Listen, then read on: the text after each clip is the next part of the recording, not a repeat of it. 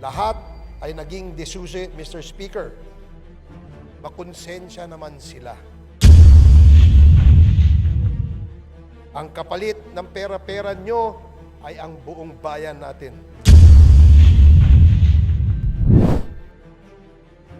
Mr. Speaker, distinguished colleagues, I rise today on a question of personal and collective privilege. I will deliver most of my speech in Tagalog so that more people will understand what I am going to talk about, Mr. Speaker.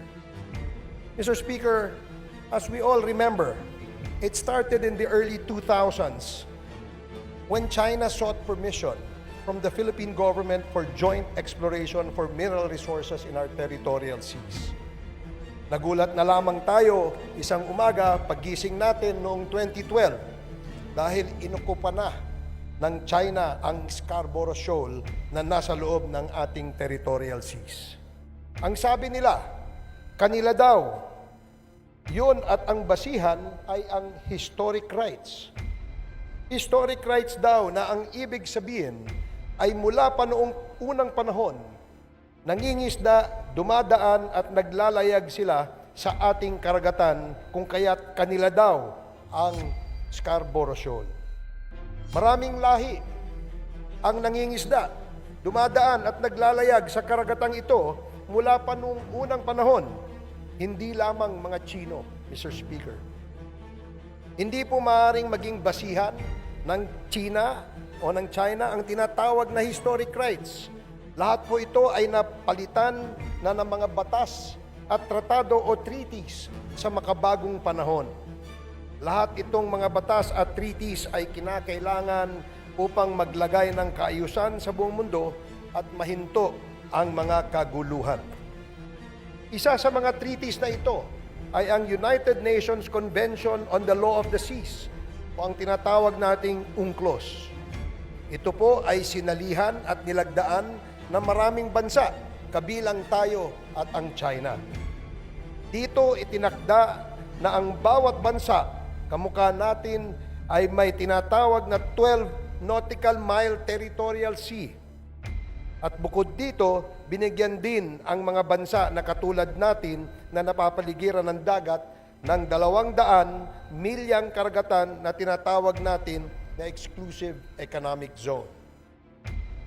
Ang ibig sabihin po nito, Mr. Speaker, ay sa atin lamang eksklusibo ang lahat ng lamang dagat at likas yaman kasama na ang mga langis at iba pang makukuha sa loob at ilalim ng teritoryong ito. Inuulit ko, ang Pilipinas at China ay parehong sumang-ayon at lumagda sa kasunduang ito. Bukod sa UNCLOS, Mr. Speaker, ang Pilipinas ay nagwagi sa International Arbitral Tribunal sa The Hague, Netherlands, kung saan pinagtibay ang sinasabi ng UNCLOS. Hindi lamang yan, sinabi pa ng Arbitral Tribunal na kathang-isip lamang ang 9-dash line ng China. Kaya ngayon, dalawang katibayan na ang ating pinanghahawakan sa mata ng buong mundo at sa mata ng batas. Dahil dito, Mr. Speaker, nararapat na ipaglaban natin ang ating mga karapatan na pinagtibay ng mga kasulatang ito. Ngayon, ang tanong, sa tuloy-tuloy na panggugulo, panghihimasok, pangbubuli, at pananakit sa atin ng China sa loob ng mga teritoryong nabanggit, ano ang dapat nating gawin? Ang pinaka-minimum na magagawa natin ay ipahayag ng malaya at walang takot ang ating mga karapatan ayon sa mga batas. Ikalawa, magkaisa tayo sa pagkondena ng mga karahasan na ginagawa sa atin ng China. Hindi tayo dapat magsawa sa pagkondena at pagpapahayag sa buong mundo ng kanilang mga hindi tamang gawain at panghihimasok sa ating teritoryo. Mula sa pag-angkin ng mga lupain at teritoryo sa West Philippine Sea hanggang sa pananakit nila sa ating mga kababayan na nangingisda at naglalayag doon at sa kanilang pambubuli at paninira ng ating mga sasakyang pandagat. Ilang taon na tayong nagtitiis, Mr. Speaker, Hindi na nga natin mabilang ang kanilang paninira at pananakit na ginagawa. Noong isang linggo lamang, ilang mga barko ng ating gobyerno na pag-aari ng Bureau of Fisheries ang kanilang sinira sa pamamagitan ng water cannon at laser. Walang katumbas sa salita ang mga hindi makataong ginagawa nila sa atin. Walang katapusan ang pagtataboy sa ating mga mangingisda sa sarili nating teritoryo. Ang pagsira ng kanilang mga maliliit na bangka na hindi naman threat o banta sa kanila, ang palaging pagbangga, pagsira at pag-water cannon sa ating mga sasakyang pandagat na naglalayag at nagbabantay lamang sa ating teritoryo. Ilang uniforme na ng mga sundalong Tsino ang natatagpuan at nakukuha ng ating mga otoridad mula sa mga inuupahang apartments at gusali ng mga Tsinong sinasabing empleyado ng Pogo at kamakailan lamang sa mga barko naman na kunwari ay nagde-dredging sa ating mga karagatan. Lahat ng ito, Mr. Speaker, ay nangyayari kasabwat ang marami nating mga kababayan. Ang pinakamasakit sa lahat, Mr. Speaker, mismong mga kababayan natin ang nagtatanggol pa sa kanila. Meron sa ating paligid ang mga tinatawag na mga bagong makapili. Sa pansariling kadahilanan, mariin nilang sinasabi na walang masama sa ginagawa ng China sa pag-angkin ng mga teritoryo natin at dapat daw ay makipagdialogo tayo upang malutas ng mahinahon ang usaping ito. Hindi ba nila nakita ang ilang beses na pakikipag-usap natin sa mga leader ng China? Ano ba ang naging tugon nila? Iisa lamang, amin ang buong karagatan, pati ang buong Pilipinas, amin yan, base sa historic rights, ang tugon ng China. At ang gusto ng China ay ibasura nating an arbitral award bago nila tayo kausapin at harapin. Kung kaya naman po, Mr. Speaker, ako ay nananawagan, lalo na sa inyong mga bayarang trolls at vloggers who until this time prefer to take the side of China. Let us all unite, set all our sides towards the enemy, and have a common narrative for our freedom, sovereignty, and love of country. Hindi po tayo kinakailangan makipagdigmaan sa China upang mapanindigan natin ang ating mga karapatan. We only need to speak with one strong voice, take a common stand, a strong conviction, believe in ourselves, not for our individual selfish interests, but for the country, for our people, and for peace and prosperity of the future generation. Huwag na kayong biglaang magpanggap na experts in international law, o kaya biglang naging magagaling na mga political analyst, o kaya biglang nabuhay ang matagal nang nananahimik na karir sa media at biglang naging expert analyst. Lahat ay naging desusi, Mr. Speaker. Makonsensya naman sila.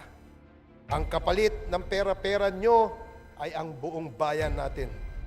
Kayong mga trolls at vloggers na binabayaran ng mga sindikato ng China, alam nyo bang galing sa iligal na droga at pogo ang mga binabayad sa inyo para lamang ipakalat ninyo ang mga fake news? Droga at pogo na sumisira sa ating mga kabataan, kababayan at sa buong bayan. Wala ba kayong konsensya na kasama kayo sa mga sumisira sa ating lahat? Mas naniniwala pa kayo sa propaganda ng China kaysa sa nakikita ng inyong mga mata na kasamaang kanilang ginagawa sa ating mga kababayan. Yung mga illegal na droga na pinapakalat dito sa atin, sa China nanggagaling. Yung mga pogo, puro pag-aari din nila at kunwari ay totoo. Yung pala ay sentro ng krimen at hugasan ng pera mula sa illegal na aktibidades, lalong-lalo na ang illegal na droga. Sa ginagawang ninyong pagtataksil sa bayan, I am certain, Mr. Speaker, that our heroes are turning in their graves. Kung ayaw ninyong tawagin kayong traidor o bagong makapili, patunayan ninyo na kayo ay hindi bayaran ng mga sindikato ng China.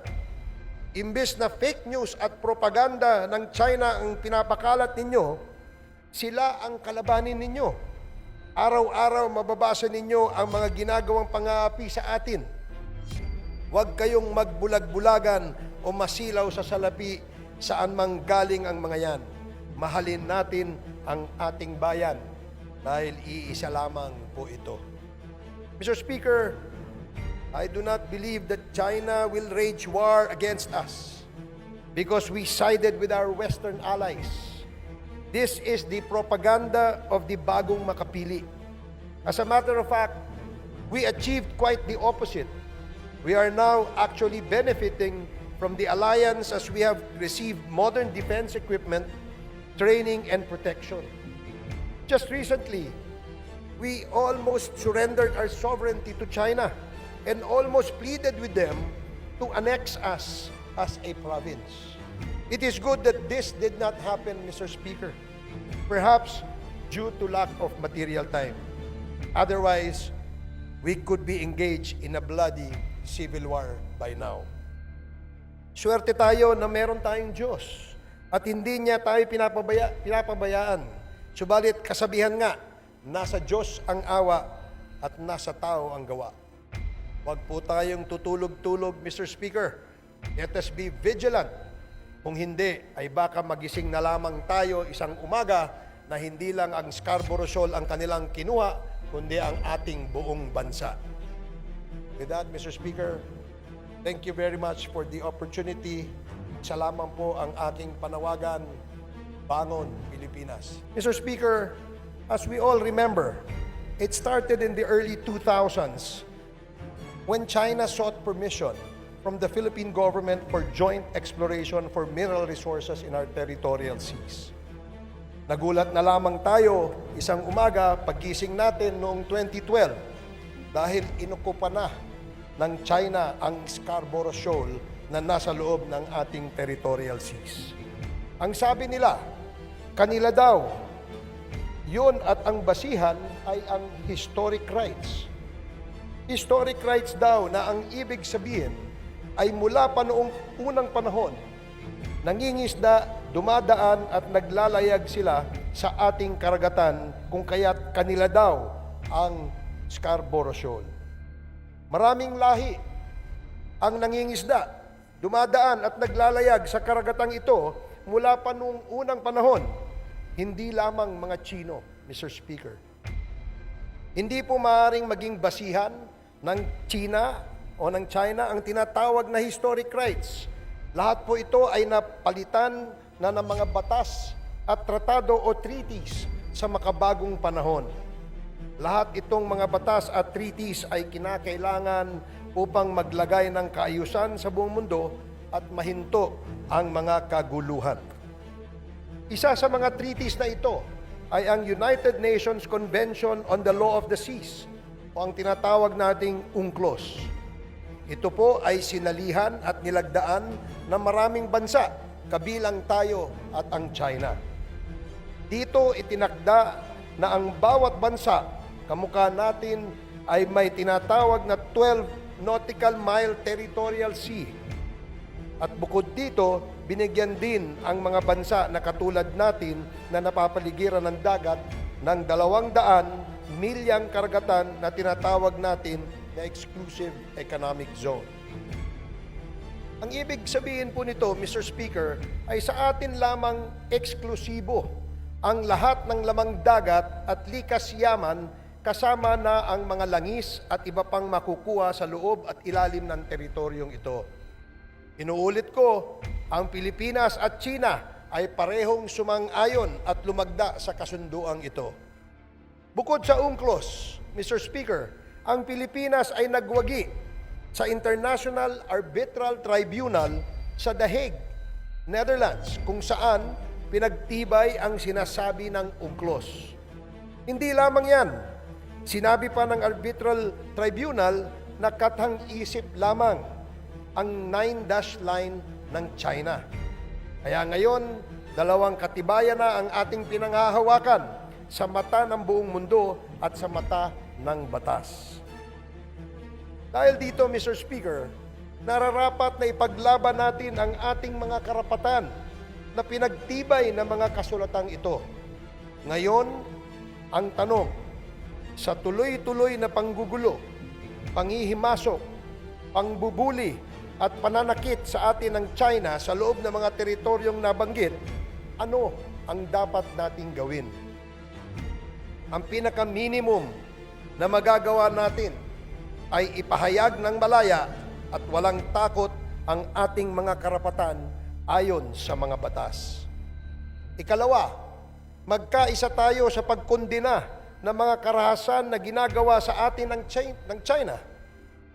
Hindi tayo dapat magsawa sa pagkondena at pagpapahayag sa buong mundo ng kanilang mga hindi tamang gawain at panghihimasok sa ating teritoryo. Mula sa pag-angkin ng mga lupain at teritoryo sa West Philippine Sea hanggang sa pananakit nila sa ating mga kababayan na nangingisda at naglalayag doon at sa kanilang pambubuli at paninira ng ating mga sasakyang pandagat. Ilang taon na tayong nagtitiis, Mr. Speaker. Hindi na nga natin mabilang ang kanilang paninira at pananakit na ginagawa. Noong isang linggo lamang, ilang mga barko ng ating gobyerno na pag-aari ng Bureau of Fisheries ang kanilang sinira sa pamamagitan ng water cannon at laser. Walang katumbas sa salita ang mga hindi makataong ginagawa nila sa atin. Walang katapusan ang pagtataboy sa ating mga mangingisda sa sarili nating teritoryo. Ang pagsira ng kanilang mga maliliit na bangka na hindi naman threat o banta sa kanila, ang palaging pagbangga, pagsira at pag-water cannon sa ating mga sasakyang pandagat na naglalayag at nagbabantay lamang sa ating teritoryo. Ilang uniforme na ng mga sundalong Tsino ang natatagpuan at nakukuha ng ating mga otoridad mula sa mga inuupahang apartments at gusali ng mga Tsinong sinasabing empleyado ng Pogo at kamakailan lamang sa mga barko naman na kunwari ay nagde-dredging sa ating mga karagatan. Lahat ng ito, Mr. Speaker, ay nangyayari kasabwat ang marami nating mga kababayan. Ang pinakamasakit sa lahat, Mr. Speaker, mismong mga kababayan natin ang nagtatanggol pa sa kanila. Meron sa ating paligid ang mga tinatawag na mga bagong makapili.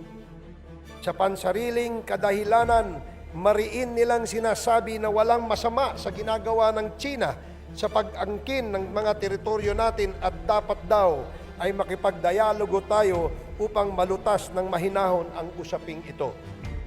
Hindi ba nila nakita ang ilang beses na pakikipag-usap natin sa mga leader ng China? Ano ba ang naging tugon nila? Iisa lamang, amin ang buong karagatan, pati ang buong Pilipinas, amin yan, base sa historic rights, ang tugon ng China. At ang gusto ng China ay ibasura nating an arbitral award bago nila tayo kausapin at harapin. Kung kaya naman po, Mr. Speaker, ako ay nananawagan, lalo na sa inyong mga bayarang trolls at vloggers who until this time prefer to take the side of China. Let us all unite, set all our sights towards the enemy, and have a common narrative for our freedom, sovereignty, and love of country. Hindi po tayo kinakailangan makipagdigmaan sa China upang mapanindigan natin ang ating mga karapatan. We only need to speak with one strong voice, take a common stand, a strong conviction, believe in ourselves, not for our individual selfish interests, but for the country, for our people, and for peace and prosperity of the future generations. Huwag na kayong biglaang magpanggap na experts in international law, o kaya biglang naging magagaling na mga political analyst, o kaya biglang nabuhay ang matagal nang nananahimik na karir sa media at biglang naging expert analyst. Lahat ay naging desusi, Mr. Speaker. Makonsensya naman sila. Ang kapalit ng pera-pera nyo ay ang buong bayan natin. Kayong mga trolls at vloggers na binabayaran ng mga sindikato ng China, alam nyo bang galing sa iligal na droga at pogo ang mga binabayad sa inyo para lamang ipakalat ninyo ang mga fake news? droga at pogo na sumisira sa ating mga kabataan, kababayan at sa buong bayan. Wala ba kayong konsensya na kasama kayo sa mga sumisira sa ating lahat? Mas naniniwala pa kayo sa propaganda ng China kaysa sa nakikita ng inyong mga mata na kasamaang kanilang ginagawa sa ating mga kababayan. Yung mga iligal na droga na pinapakalat dito sa atin, sa China nanggagaling. Yung mga pogo, puro pag-aari din nila at kunwari ay totoo. Yung pala ay sentro ng krimen at hugasan ng pera mula sa iligal na aktibidades, lalong-lalo na ang iligal na droga. Sa ginagawang ninyong pagtataksil sa bayan, I am certain, Mr. Speaker, that our heroes are turning in their graves. Kung ayaw ninyong tawagin kayong traidor o bagong makapili, patunayan ninyo na kayo ay hindi bayaran ng mga sindikato ng China. Imbes na fake news at propaganda ng China ang pinapakalat ninyo, sila ang kalabanin ninyo. Araw-araw mababasa ninyo ang mga ginagawang pang-aapi sa atin. Huwag kayong magbulag-bulagan o masilaw sa salapi saan mang galing ang mga yan. Mahalin natin ang ating bayan dahil iisa lamang po ito. Mr. Speaker, I do not believe that China will wage war against us because we sided with our Western allies. This is the propaganda of the bagong makapili. As a matter of fact, we achieved quite the opposite. We are now actually benefiting from the alliance as we have received modern defense equipment, training, and protection.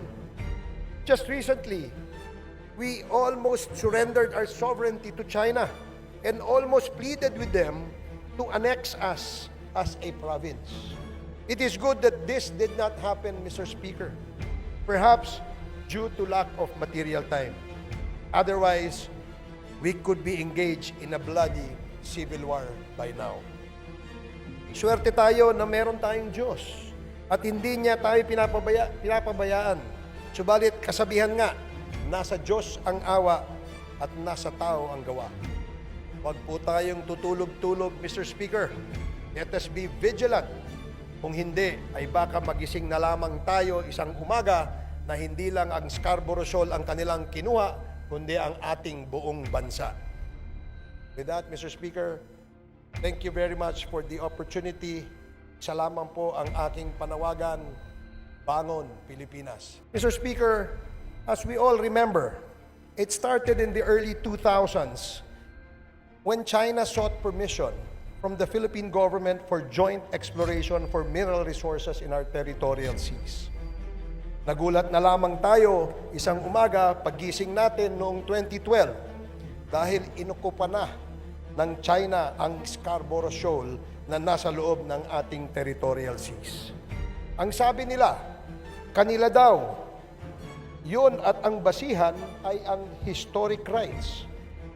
Historic rights daw na ang ibig sabihin ay mula pa noong unang panahon, nangingisda, dumadaan at naglalayag sila sa ating karagatan kung kaya't kanila daw ang Scarborough Shoal. Maraming lahi ang nangingisda, dumadaan at naglalayag sa karagatang ito mula pa noong unang panahon, hindi lamang mga Chino, Mr. Speaker. Hindi po maaaring maging basihan ng China o ng China ang tinatawag na historic rights. Lahat po ito ay napalitan na ng mga batas at tratado o treaties sa makabagong panahon. Lahat itong mga batas at treaties ay kinakailangan upang maglagay ng kaayusan sa buong mundo at mahinto ang mga kaguluhan. Isa sa mga treaties na ito ay ang United Nations Convention on the Law of the Seas o ang tinatawag nating UNCLOS. Ito po ay sinalihan at nilagdaan ng maraming bansa, kabilang tayo at ang China. Dito itinakda na ang bawat bansa, kamukha natin, ay may tinatawag na 12 nautical mile territorial sea. At bukod dito, binigyan din ang mga bansa na katulad natin na napapaligiran ng dagat ng 200 milyang karagatan na tinatawag natin na exclusive economic zone. Ang ibig sabihin po nito, Mr. Speaker, ay sa atin lamang eksklusibo ang lahat ng lamang dagat at likas yaman kasama na ang mga langis at iba pang makukuha sa loob at ilalim ng teritoryong ito. Inuulit ko, ang Pilipinas at China ay parehong sumang-ayon at lumagda sa kasunduang ito. Bukod sa UNCLOS, Mr. Speaker, ang Pilipinas ay nagwagi sa International Arbitral Tribunal sa The Hague, Netherlands, kung saan pinagtibay ang sinasabi ng UNCLOS. Hindi lamang yan, sinabi pa ng Arbitral Tribunal na kathang-isip lamang ang 9-dash line ng China. Kaya ngayon, dalawang katibayan na ang ating pinanghahawakan sa mata ng buong mundo at sa mata ng batas. Dahil dito, Mr. Speaker, nararapat na ipaglaban natin ang ating mga karapatan na pinagtibay ng mga kasulatang ito. Ngayon, ang tanong, sa tuloy-tuloy na panggugulo, panghihimasok, pangbubuli at pananakit sa atin ng China sa loob ng mga teritoryong nabanggit, ano ang dapat nating gawin? Ang pinaka-minimum na magagawa natin ay ipahayag ng malaya at walang takot ang ating mga karapatan ayon sa mga batas. Ikalawa, magkaisa tayo sa pagkondena ng mga karahasan na ginagawa sa atin ng China. Hindi tayo dapat magsawa sa pagkondena at pagpapahayag sa buong mundo ng kanilang mga hindi tamang gawain at panghihimasok sa ating teritoryo.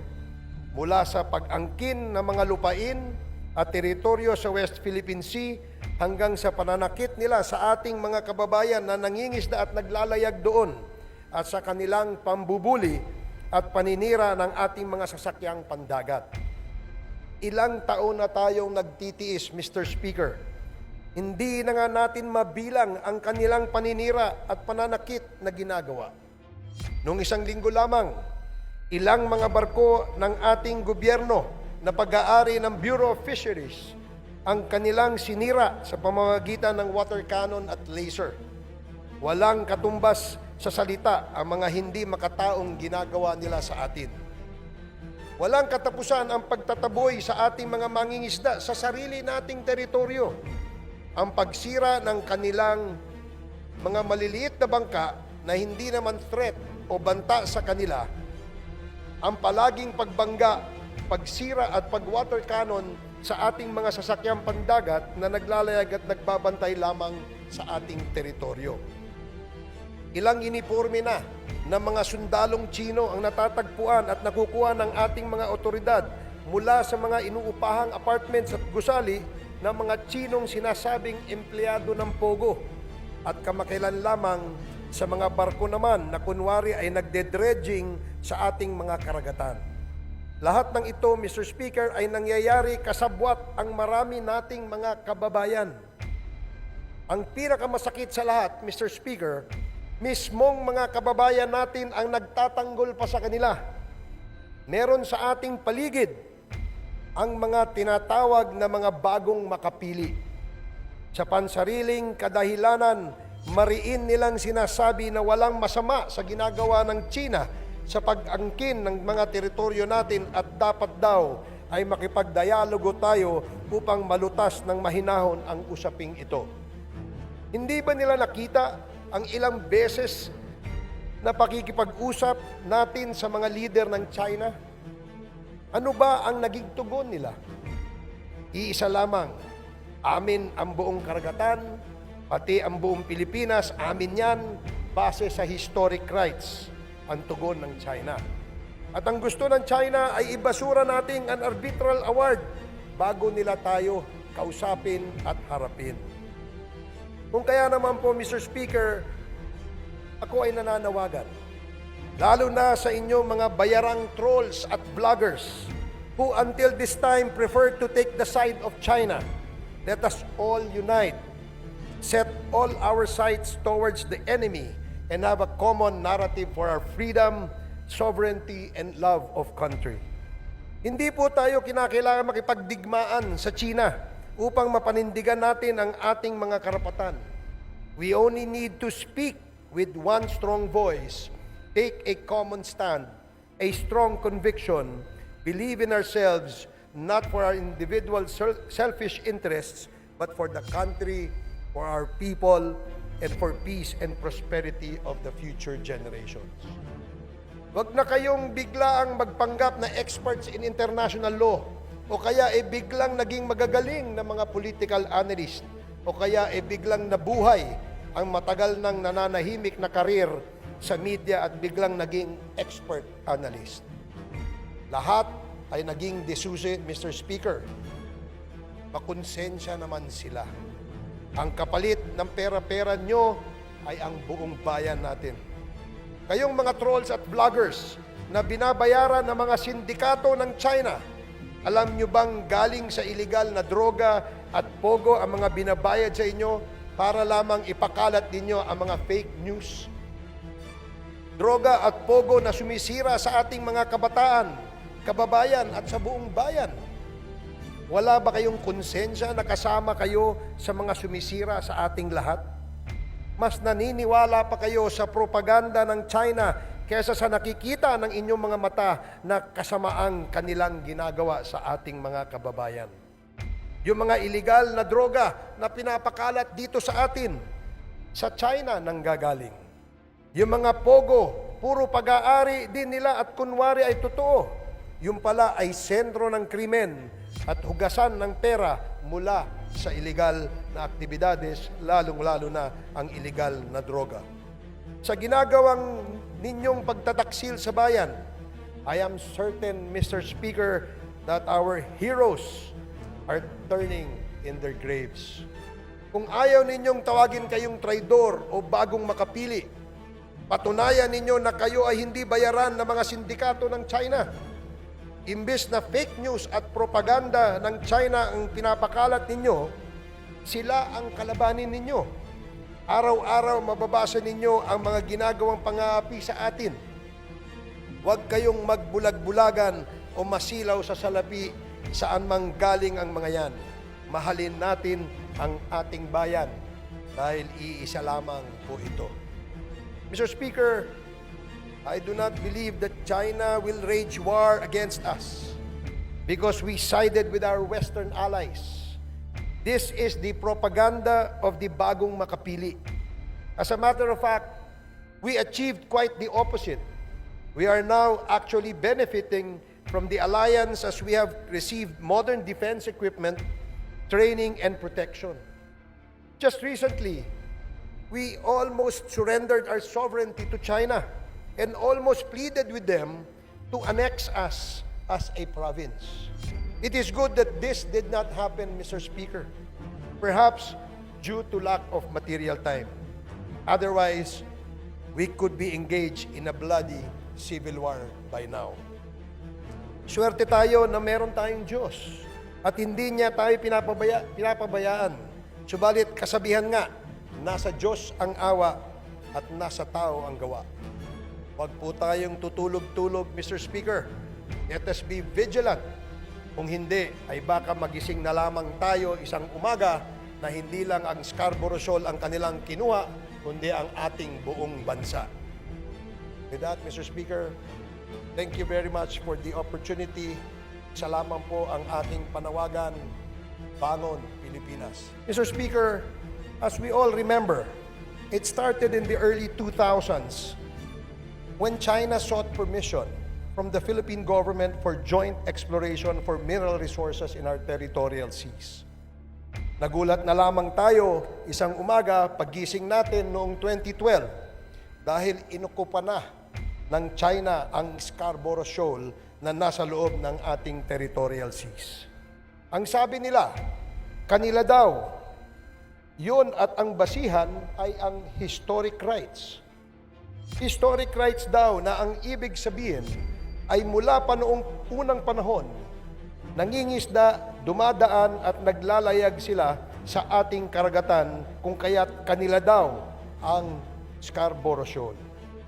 Maraming lahi ang nangingisda, dumadaan at naglalayag sa karagatang ito mula pa noong unang panahon. Hindi lamang mga Chino, Mr. Speaker. Hindi po maaaring maging basihan ng China o ng China ang tinatawag na historic rights. Lahat po ito ay napalitan na ng mga batas at tratado o treaties sa makabagong panahon. Lahat itong mga batas at treaties ay kinakailangan upang maglagay ng kaayusan sa buong mundo at mahinto ang mga kaguluhan. Isa sa mga treaties na ito ay ang United Nations Convention on the Law of the Seas o ang tinatawag nating UNCLOS. Ito po ay sinalihan at nilagdaan ng maraming bansa, kabilang tayo at ang China. Dito itinakda na ang bawat bansa, kamukha natin, ay may tinatawag na 12 nautical mile territorial sea. At bukod dito, binigyan din ang mga bansa na katulad natin na napapaligiran ng dagat ng 200 milyang karagatan na tinatawag natin na exclusive economic zone. Ang ibig sabihin po nito, Mr. Speaker, ay sa atin lamang eksklusibo ang lahat ng lamang dagat at likas yaman kasama na ang mga langis at iba pang makukuha sa loob at ilalim ng teritoryong ito. Inuulit ko, ang Pilipinas at China ay parehong sumang-ayon at lumagda sa kasunduang ito. Bukod sa UNCLOS, Mr. Speaker, ang Pilipinas ay nagwagi sa International Arbitral Tribunal sa The Hague, Netherlands, kung saan pinagtibay ang sinasabi ng UNCLOS. Hindi lamang yan, sinabi pa ng Arbitral Tribunal na kathang-isip lamang ang 9-dash line ng China. Kaya ngayon, dalawang katibayan na ang ating pinanghahawakan sa mata ng buong mundo at sa mata ng batas. Dahil dito, Mr. Speaker, nararapat na ipaglaban natin ang ating mga karapatan na pinagtibay ng mga kasulatang ito. Ngayon, ang tanong, sa tuloy-tuloy na panggugulo, panghihimasok, pangbubuli at pananakit sa atin ng China sa loob ng mga teritoryong nabanggit, ano ang dapat nating gawin? Ang pinaka-minimum na magagawa natin ay ipahayag ng malaya at walang takot ang ating mga karapatan ayon sa mga batas. Ikalawa, magkaisa tayo sa pagkondena ng mga karahasan na ginagawa sa atin ng China. Hindi tayo dapat magsawa sa pagkondena at pagpapahayag sa buong mundo ng kanilang mga hindi tamang gawain at panghihimasok sa ating teritoryo. Mula sa pag-angkin ng mga lupain at teritoryo sa West Philippine Sea hanggang sa pananakit nila sa ating mga kababayan na nangingisda at naglalayag doon at sa kanilang pambubuli at paninira ng ating mga sasakyang pandagat. Ilang taon na tayong nagtitiis, Mr. Speaker. Hindi na nga natin mabilang ang kanilang paninira at pananakit na ginagawa. Noong isang linggo lamang, ilang mga barko ng ating gobyerno na pag-aari ng Bureau of Fisheries ang kanilang sinira sa pamamagitan ng water cannon at laser. Walang katumbas sa salita ang mga hindi makataong ginagawa nila sa atin. Walang katapusan ang pagtataboy sa ating mga mangingisda sa sarili nating teritoryo. Ang pagsira ng kanilang mga maliliit na bangka na hindi naman threat o banta sa kanila, ang palaging pagbangga, pagsira at pag-water cannon sa ating mga sasakyang pandagat na naglalayag at nagbabantay lamang sa ating teritoryo. Ilang uniforme na ng mga sundalong Chino ang natatagpuan at nakukuha ng ating mga otoridad mula sa mga inuupahang apartments at gusali ng mga Chinong sinasabing empleyado ng Pogo at kamakailan lamang sa mga barko naman na kunwari ay nagde-dredging sa ating mga karagatan. Lahat ng ito, Mr. Speaker, ay nangyayari kasabwat ang marami nating mga kababayan. Ang pinakamasakit sa lahat, Mr. Speaker, mismong mga kababayan natin ang nagtatanggol pa sa kanila. Meron sa ating paligid ang mga tinatawag na mga bagong makapili. Sa pansariling kadahilanan, mariin nilang sinasabi na walang masama sa ginagawa ng China sa pag-angkin ng mga teritoryo natin at dapat daw ay makipagdialogo tayo upang malutas ng mahinahon ang usaping ito. Hindi ba nila nakita ang ilang beses na pakikipag-usap natin sa mga leader ng China?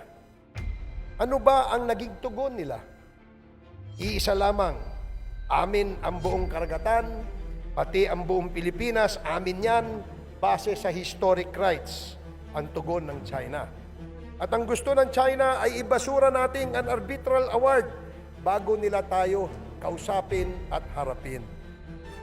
Kung kaya naman po, Mr. Speaker, ako ay nananawagan, lalo na sa inyong mga bayarang trolls at vloggers who until this time prefer to take the side of China. Let us all unite, set all our sights towards the enemy, and have a common narrative for our freedom, sovereignty, and love of country. Hindi po tayo kinakailangan makipagdigmaan sa China upang mapanindigan natin ang ating mga karapatan. We only need to speak with one strong voice, take a common stand, a strong conviction, believe in ourselves, not for our individual selfish interests, but for the country, for our people, and for peace and prosperity of the future generations. Huwag na kayong biglaang magpanggap na experts in international law, o kaya biglang naging magagaling na mga political analyst, o kaya biglang nabuhay ang matagal nang nananahimik na karir sa media at biglang naging expert analyst. Lahat ay naging desusi, Mr. Speaker. Makonsensya naman sila. Ang kapalit ng pera-pera nyo ay ang buong bayan natin. Kayong mga trolls at vloggers na binabayaran ng mga sindikato ng China, alam nyo bang galing sa iligal na droga at pogo ang mga binabayad sa inyo para lamang ipakalat ninyo ang mga fake news? Droga at pogo na sumisira sa ating mga kabataan, kababayan at sa buong bayan. Wala ba kayong konsensya na kasama kayo sa mga sumisira sa ating lahat? Mas naniniwala pa kayo sa propaganda ng China kaysa sa nakikita ng inyong mga mata na kasamaang kanilang ginagawa sa ating mga kababayan. Yung mga illegal na droga na pinapakalat dito sa atin, sa China nanggagaling. Yung mga pogo, puro pag-aari din nila at kunwari ay totoo. Yung pala ay sentro ng krimen at hugasan ng pera mula sa illegal na aktibidades, lalong-lalo na ang illegal na droga. Sa ginagawang ninyong pagtataksil sa bayan, I am certain, Mr. Speaker, that our heroes are turning in their graves. Kung ayaw ninyong tawagin kayong traidor o bagong makapili, patunayan ninyo na kayo ay hindi bayaran ng mga sindikato ng China. Imbes na fake news at propaganda ng China ang pinapakalat ninyo, sila ang kalabanin ninyo. Araw-araw mababasa ninyo ang mga ginagawang pang-aapi sa atin. Huwag kayong magbulag-bulagan o masilaw sa salapi saan mang galing ang mga yan. Mahalin natin ang ating bayan dahil iisa lamang po ito. Mr. Speaker, I do not believe that China will wage war against us because we sided with our Western allies. This is the propaganda of the bagong makapili. As a matter of fact, we achieved quite the opposite. We are now actually benefiting from the alliance as we have received modern defense equipment, training, and protection. Just recently, we almost surrendered our sovereignty to China and almost pleaded with them to annex us as a province. It is good that this did not happen, Mr. Speaker, perhaps due to lack of material time. Otherwise, we could be engaged in a bloody civil war by now. Swerte tayo na meron tayong Diyos at hindi niya tayo pinapabayaan. Subalit kasabihan nga, nasa Diyos ang awa at nasa tao ang gawa. Huwag po tayong tutulog-tulog, Mr. Speaker. Let us be vigilant. Kung hindi, ay baka magising na lamang tayo isang umaga na hindi lang ang Scarborough Shoal ang kanilang kinuha, kundi ang ating buong bansa. With that, Mr. Speaker, thank you very much for the opportunity. Isa lamang po ang aking panawagan, Bangon Pilipinas. Mr. Speaker, as we all remember, it started in the early 2000s when China sought permission from the Philippine government for joint exploration for mineral resources in our territorial seas. Nagulat na lamang tayo isang umaga paggising natin noong 2012 dahil inukupa na ng China ang Scarborough Shoal na nasa loob ng ating territorial seas. Ang sabi nila, kanila daw, yun at ang basihan ay ang historic rights. Historic rights daw na ang ibig sabihin ay mula pa noong unang panahon, nangingisda, dumadaan at naglalayag sila sa ating karagatan kung kaya't kanila daw ang Scarborough Shoal. Maraming lahi ang nangingisda, dumadaan at naglalayag sa karagatang ito mula pa noong unang panahon, hindi lamang mga Chino, Mr. Speaker. Hindi po maaaring maging basihan ng China o ng China ang tinatawag na historic rights. Lahat po ito ay napalitan na ng mga batas at tratado o treaties sa makabagong panahon. Lahat itong mga batas at treaties ay kinakailangan upang maglagay ng kaayusan sa buong mundo at mahinto ang mga kaguluhan. Isa sa mga treaties na ito ay ang United Nations Convention on the Law of the Seas o ang tinatawag nating UNCLOS. Ito po ay sinalihan at nilagdaan ng maraming bansa, kabilang tayo at ang China. Dito itinakda na ang bawat bansa, kamukha natin, ay may tinatawag na 12 nautical mile territorial sea. At bukod dito, binigyan din ang mga bansa na katulad natin na napapaligiran ng dagat ng 200 milyang karagatan na tinatawag natin na exclusive economic zone. Ang ibig sabihin po nito, Mr. Speaker, ay sa atin lamang eksklusibo ang lahat ng lamang dagat at likas yaman kasama na ang mga langis at iba pang makukuha sa loob at ilalim ng teritoryong ito. Inuulit ko, ang Pilipinas at China ay parehong sumang-ayon at lumagda sa kasunduang ito. Bukod sa UNCLOS, Mr. Speaker, ang Pilipinas ay nagwagi sa International Arbitral Tribunal sa The Hague, Netherlands, kung saan pinagtibay ang sinasabi ng UNCLOS. Hindi lamang yan, sinabi pa ng Arbitral Tribunal na kathang-isip lamang ang 9-dash line ng China. Kaya ngayon, dalawang katibayan na ang ating pinanghahawakan sa mata ng buong mundo at sa mata ng batas. Dahil dito, Mr. Speaker, nararapat na ipaglaban natin ang ating mga karapatan na pinagtibay ng mga kasulatang ito. Ngayon, ang tanong, sa tuloy-tuloy na panggugulo, panghihimasok, pangbubuli at pananakit sa atin ng China sa loob ng mga teritoryong nabanggit, ano ang dapat nating gawin? Ang pinaka-minimum na magagawa natin ay ipahayag ng malaya at walang takot ang ating mga karapatan ayon sa mga batas. Ikalawa, magkaisa tayo sa pagkondena ng mga karahasan na ginagawa sa atin ng China. Hindi tayo dapat magsawa sa pagkondena at pagpapahayag sa buong mundo ng kanilang mga hindi tamang gawain at panghihimasok sa ating teritoryo. Mula sa pag-angkin ng mga lupain at teritoryo sa West Philippine Sea hanggang sa pananakit nila sa ating mga kababayan na nangingisda at naglalayag doon at sa kanilang pambubuli at paninira ng ating mga sasakyang pandagat. Ilang taon na tayong nagtitiis, Mr. Speaker. Hindi na nga natin mabilang ang kanilang paninira at pananakit na ginagawa. Noong isang linggo lamang, ilang mga barko ng ating gobyerno na pag-aari ng Bureau of Fisheries ang kanilang sinira sa pamamagitan ng water cannon at laser. Walang katumbas sa salita ang mga hindi makataong ginagawa nila sa atin. Walang katapusan ang pagtataboy sa ating mga mangingisda sa sarili nating teritoryo.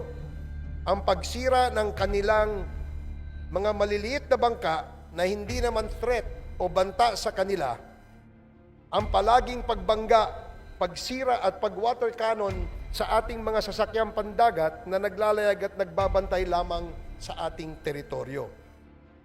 Ilang uniforme na mga sundalong Tsino ang natatagpuan at nakukuha ng ating mga otoridad mula sa mga inuupahang apartments at gusali ng mga Tsinong sinasabing empleyado ng Pogo at kamakailan lamang sa mga barko naman na kunwari ay nagde-dredging sa ating mga karagatan. Lahat ng ito, Mr. Speaker, ay nangyayari kasabwat ang marami nating mga kababayan.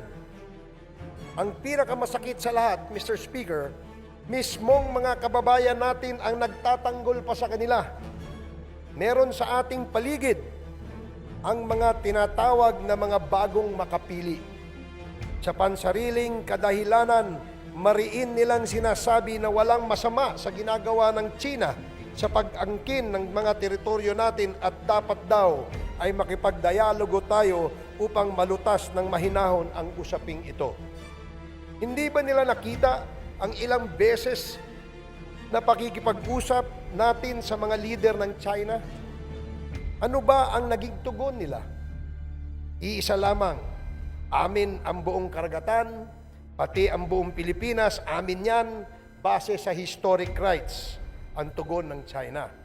At ang gusto ng China ay ibasura nating an arbitral award bago nila tayo kausapin at harapin. Kung kaya naman po, Mr. Speaker, ako ay nananawagan, lalo na sa inyo mga bayarang trolls at vloggers who until this time prefer to take the side of China.